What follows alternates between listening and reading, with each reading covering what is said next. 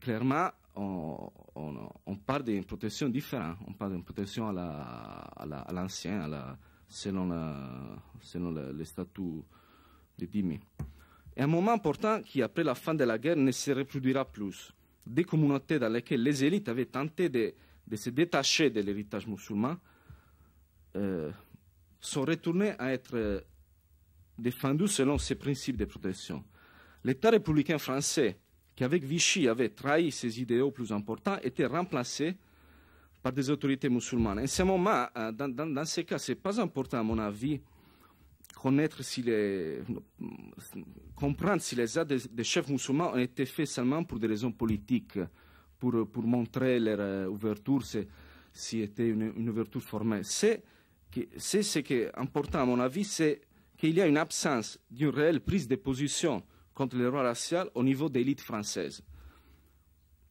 Mais on a les élites musulmanes en Algérie, parce qu'on avait Ferhat Abbas, Ahmad Boumedienne, les cheikh Okhbi, et en Tunisie, on a Habib Bourguiba, qui, dans une quelque façon, se sont refusés de soutenir les lois raciales.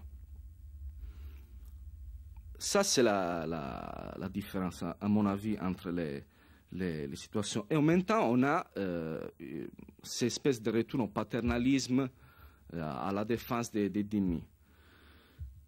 Peut-être les actes n'étaient pas sincères, mais il faut pas, je pense, il ne faut pas s'arrêter en ce moment sur ça, parce que ils ont substitué au paternalisme de Pétain, qui était un paternalisme accompagné par le roi racial,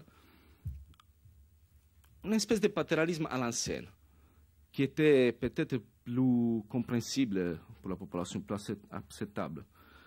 Ce moment, cette espèce de liaison à l'ancienne, va clairement disparaître à la fin du conflit mondial et ne restera que comme un souvenir. Une espèce d'idée, dans quelque façon, qui devient un peu une légende, mythisation, mais une idée de vie protégée non par les lois modernes et véhiculées par les pays de l'illuminisme, mais par les vieux rapports qui, depuis le pacte d'Omar, réglaient les relations entre juifs et musulmans. Merci.